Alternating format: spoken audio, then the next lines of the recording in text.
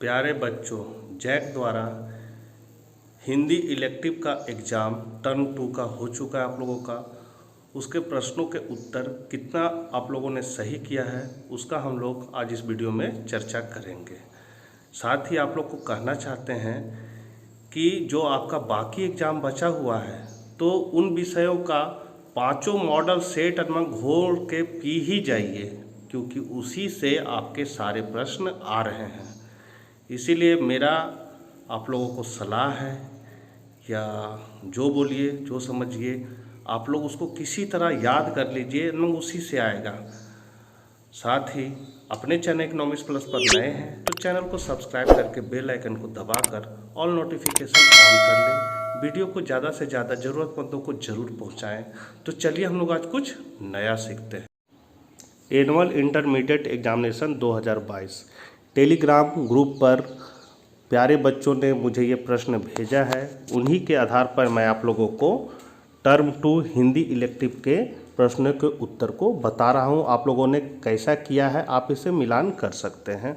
तो group A में है या खंड ए अपठित बोध। इसमें क्या है कि इस कहानी को पढ़ना है और इससे जुड़े सवाल के आंसर देना है। तो पहला क्वेश्चन है, एकांत हमारे जीवन के लिए क्यों आवश्यक है? तो इसका आंसर होगा स्वयं को जानने के लिए। दूसरा है, आइसोनोफिलिया का क्या अर्थ होता है? इसका मतलब होता है अकेलापन या एकांत से गहरा प्रेम। तीसरा है, एकांत के सौंदर्य को कैसे देखा जा सकता है? तो एकांत से प्रेम करके। इसी तरह अगर यदि आप लोगों ने अथवा का क्वेश्चन अगर बनाया होगा, मतलब ये बनाना था या फिर ये आप बना सकते हैं, तो इसमें है निम्नलिखित पद्यांश को पढ़कर दिए गए प्रश्नों के उत्तर लिखिए। इस कहानी को पढ़ना है और इससे पहला क्वेश्चन है, फूल या कांटे बोने का भाव क्या है? तो फूल बोने का भाव है मानव और मानवता की भलाई के लिए कार्य करना, जबकि कांटे बोने का भाव है मानव और मानवता के विरुद्ध कार्य करना। ख है, मानव मन की कटुता कैसे दूर हो सकती है? तो मानव जब दूसरों के बारे में सोचता है और सहयोगपूर्ण सह अस्तित्व में विश्वास करता है तब उसके मन की कटुता दूर हो सकती है। ग का क्वेश्चन है, कवि कठिनाई के क्षणों में क्या करने या क्या ना करने का परामर्श दे रहा है? तो कठिनाई के क्षणों में मनुष्य का व्यवहार धैर्यपूर्ण होना चाहिए, क्योंकि धैर्यपूर्वक संकट का सामना करने पर वह अंततः टल जाता है, लेकिन यदि हम उससे भयभीत होने लगते हैं तो वह निरंतर बढ़ता ही जाता है। अब हम लोग ग्रुप बी मतलब अभिव्यक्ति और माध्यम के प्रश्नों को देखेंगे, जिसमें था कंप्यूटर साक्षरता का महत्व अथवा झारखंड और पर्यटन विषय पर निबंध लिखना था। दोनों में से किसी एक पर निबंध लिखना है और ये आपका मॉडल सेट क्वेश्चन से में था। कहिए तो सारा क्वेश्चन मॉडल सेट से ही आया है, इसलिए अभी जो बाकी विषय है तो उसका आप लोग मॉडल सेट का आंसर देख लीजिए, सारा बढ़िया से याद कर लीजिए। उन सारे मॉडल सेट का आंसर डिस्क्रिप्शन में दिया हुआ है, उसका प्लेलिस्ट डाल दिए हैं, वहाँ से आप लोग देख सकते हैं। तो कंप्यूटर साक्षरता का महत्व है वर्तमान युग कंप्यूटर युग। तो वर्तमान युग कंप्यूटर युग है। यदि भारतवर्ष पर नज़र दौड़ाकर देखें तो हम पाएंगे कि आज जीवन के लगभग सभी क्षेत्रों में कंप्यूटर का प्रवेश हो गया है। बैंक, रेलवे स्टेशन, हवाई अड्डे, डाक खाने, बड़े बड़े उद्योग कारखाने, व्यवसाय, हिसाब किताब, रुपये गिनने की मशीन तक की कंप्यूटरीकृत हो गए हैं। अब भी यह कंप्यूटर का प्रारंभिक प्रयोग आने वाला समय इसके विस्तृत फैलाव का संकेत दे रहा है। कंप्यूटर की उपयोगिता, आज मनुष्य जीवन जटिल हो गया। सांसारिक गतिविधियां, परिवहन और संचार उपकरणों आदि पर अत्यधिक विस्तार हो गया। आज व्यक्ति के संपर्क बढ़ रहे हैं, व्यापार बढ़ रहे हैं, गतिविधियां बढ़ रही है, कक्षाएँ बढ़ रही है, साधन बढ़ रहे हैं। परिणाम स्वरूप सब जगह भागदौड़ और आपाधापी चल रही है। स्वचालित गणना प्रणाली, इस पागल गति को सुव्यवस्था देने की समस्या आज की प्रमुख समस्या। कंप्यूटर एक ऐसी स्वचालित प्रणाली है जो कैसी भी अव्यवस्था को व्यवस्था में बदल सकती है। हड़बड़ी में होने वाली मानवीय भूलों के लिए कंप्यूटर रामबाण औषधि है। क्रिकेट के मैदान में अंपायर की निर्णायक भूमिका हो या लाखों करोड़ों अरबों की लंबी लंबी गणनाएं, कंप्यूटर पलक झपकते ही आपकी समस्या हल कर सकता है। पहले इन कामों को करने वाले कर्मचारी हड़बड़ाकर काम करते थे, परिणाम स्वरूप काम कम, तनाव अधिक होता था। अब कंप्यूटर की सहायता से काफ़ी सुविधा हो गई है। कार्यालय तथा इंटरनेट में सहायक। कंप्यूटर ने फाइलों की आवश्यकता कम कर दी है। कार्यालय की सारी गतिविधियां चिप में बंद हो जाती है, इसलिए फाइलों के रोस्टरों की ज़रूरत अब नहीं रही है। अब समाचार पत्र भी इंटरनेट के माध्यम से पढ़ने की व्यवस्था हो गई है। विश्व के किसी कोने में छपी पुस्तक, फिल्म, घटना की जानकारी इंटरनेट पर ही उपलब्ध है। एक समय था जब कहते थे विज्ञान ने संसार को कुटुंब बना दिया, कंप्यूटर ने तो मानो उस कुटुंब को आपके कमरे में उपलब्ध करा दिया है। नवीनतम उपकरणों में उपयोगिता। आज telephone, rail, fridge, washing machine आदि उपकरणों के बिना नागरिक जीवन जीना कठिन हो गया। इन सब के निर्माण या संचार में कंप्यूटर का योगदान महत्वपूर्ण है। रक्षा उपकरणों, हजारों मील की दूरी पर सटीक निशाना बांधने, सूक्ष्म से सूक्ष्म वस्तुओं को खोजने में कंप्यूटर का अपना महत्व है। आज कंप्यूटर ने मानव जीवन को सुविधा, सरलता, सुव्यवस्था और सटीकता प्रदान की है, अतः इसका महत्व बहुत अधिक है। अब है कंप्यूटर के प्रचलन के साथ ही व्यापक बेरोजगारी की संभावना व्यक्त हो गई है, लेकिन यह आशंका निर्मूल साबित हुई है। कंप्यूटर ने असीमित संभावनाओं के द्वार खोल दिए हैं, किंतु इसके प्रयोग में सतर्क, सचेत और सावधान रहने की आवश्यकता है। यह एक ऐसा साधन है जिसका राष्ट्र की प्रगति में अमूल्य योगदान है, लेकिन एक बात स्मरणीय है कि कंप्यूटर साधन भर है, साधन नहीं। मानव के ऊपर इसे महत्व देना अनुचित होगा। अब है झारखंड और पर्यटन। तो इसको आप लोग देख लीजिएगा, दोनों में से कोई एक ही बनाना था, तो कंप्यूटर वाला ही आसान था। फिर भी आप इसको देख सकते हैं, हम धीरे धीरे करके दिखा रहे हैं। वीडियो को रोक के आप देख लीजिएगा। अब हम लोग ख चलते हैं। ख में है अपने गांव में कोरोना जांच कैंप लगवाने हेतु संबंधित अधिकारी को पत्र लिखना है। तो यहाँ लिखना है सेवा में स्वास्थ्य पदाधिकारी बोकारो, या जो आपका जगह होगा। विषय कोरोना जांच कैंप हेतु महोदय, सविनय निवेदन है कि मेरा गांव बोकारो जिलों के अति सुदूर क्षेत्र में अवस्थित है। यहाँ हर घर में कोरोना के लक्षण वाले मरीज मिल रहे, किंतु जांच के अभाव में साबित नहीं होता कि वह मरीज कोरोना संक्रमित है या नहीं। वे लोग गांव में घूमते हुए नजर आते हैं। इससे आशंका बनी रहती है कि पूरा गांव कहीं कोरोना संक्रमित ना हो जाए। अतः आपसे अनुरोध है कि यथाशीघ्र इस गांव में कोरोना जांच की शिविर लगाया जाए, ताकि अधिक से अधिक लोगों की जांच हो सके और कोरोना संक्रमण के दर को रोका जा सके। सर धन्यवाद। यहाँ भवदीय अपना नाम यहाँ पर लिखना था और यहाँ दिनांक दे देना है। अब ग है, ये सब मॉडल क्वेश्चन में है। अब है ग, नया राशन कार्ड बनवाने के लिए जिला आपूर्ति पदाधिकारी को एक प्रार्थना पत्र लिखिए। तो लिखना है सेवा में जिला आपूर्ति पदाधिकारी जामताड़ा, या आपका जो जगह होगा। विषय नया राशन कार्ड बनवाने के संबंध में महोदय, मैं गांधी चौक जामताड़ा में रहने वाला हूं। मेरा राशन कार्ड पूरी तरह से भर गया। अगले महीने राशन लेने से पहले नया राशन कार्ड बनवाना आवश्यक एवं अपेक्षित है। अतः पैराग्राफ चेंज करके लिखना, अतः निवेदन है कि शीघ्र नया राशन कार्ड निर्गत करने की कृपा करें। पुराने राशन कार्ड की छाया प्रति संलग्न है, इसके लिए मैं सदा आपका आभारी रहूँगा। तिथि और यहाँ पर लिखना है भवदीय अपना नाम। अब है एक अच्छी रिपोर्ट की विशेषताएं। तो रिपोर्ट या प्रतिवेदन, ये भी मॉडल क्वेश्चन में है कि एक अच्छे रिपोर्ट की निम्नलिखित विशेषताएं गुण है। पहला है तथ्यात्मक रिपोर्ट की प्रमुख विशेषता, रिपोर्टों के तथ्यों का प्रामाणिक होना। उसकी दूसरी विशेषता, रिपोर्ट का तथ्यात्मक, भ्रामक, अप्रामाणिक और अनुत्तरदायित्वपूर्ण होना बहुत बड़े अहित का कारण बन सकता था। प्रतिवेदन का तथ्यपूर्ण, सत्य, प्रामाणिक और दायित्वपूर्ण होना उसकी परम विशेषता मानी जा सकती है। निर्णयात्मक भी रिपोर्ट की एक प्रमुख विशेषता है। विसंगतिहीनता और विरोधाभासीहीनता रिपोर्ट का एक विशिष्ट गुण है। विषय निष्ठता रिपोर्ट की विशेषता मानी जाती है, अतः रिपोर्ट में मैं या हम का प्रयोग अवांछनीय है। सातवां, रिपोर्ट या प्रतिवेदन का संक्षिप्त, सुगठित और उपयोगी होना भी परमावश्यक है। अब हम लोग खंड ग या ग्रुप सी, जिसको हम लोग पाठ्य पुस्तक के प्रश्न हैं, इसको हम लोग मिला लेते हैं।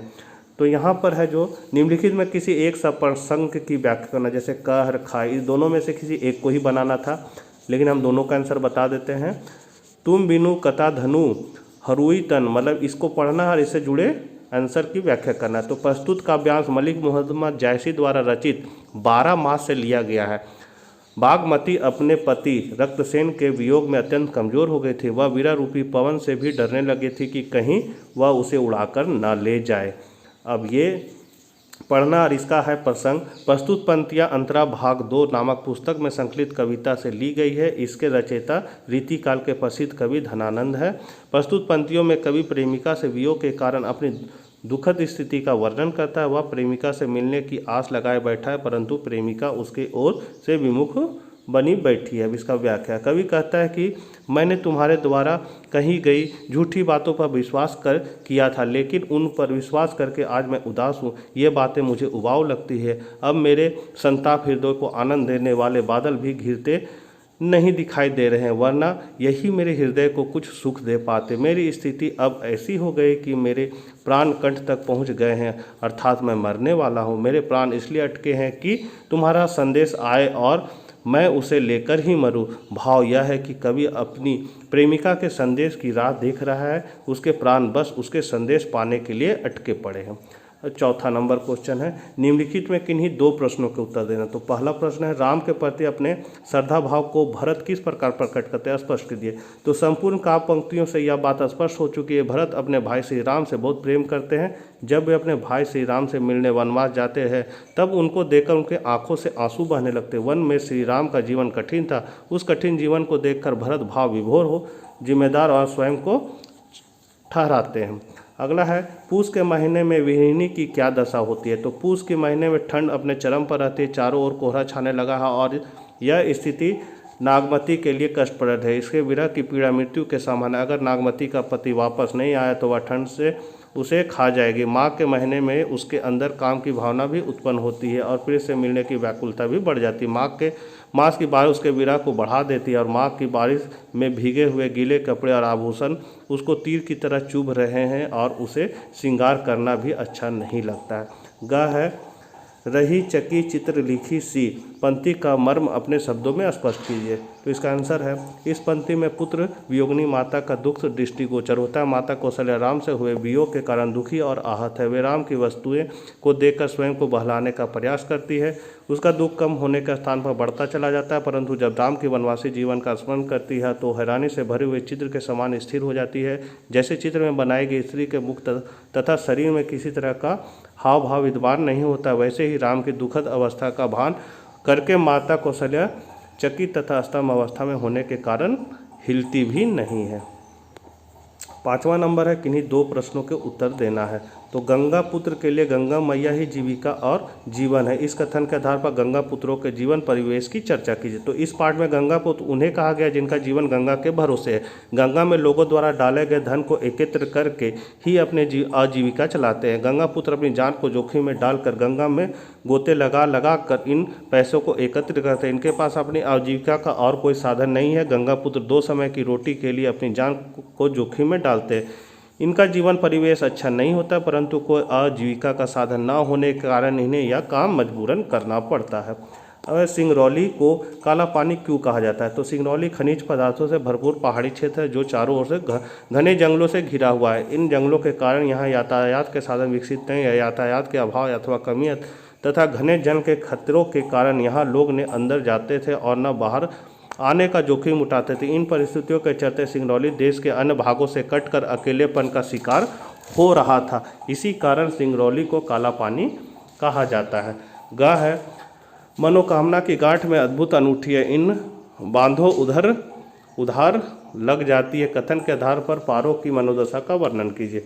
तो संभव की दशा तो पारो को पहली बार देखकर पता चल जाती है, लेकिन पारो के मन की दशा का वर्णन उसके द्वारा मन में बोली गई इस पंक्ति से होता है। इससे पता चलता है कि संभव पारो के दिल में पहले ही मुलाकात में जगह पा गया था। वह भी संभव को उतना ही मिलने को बेचैन थी जितना संभव था।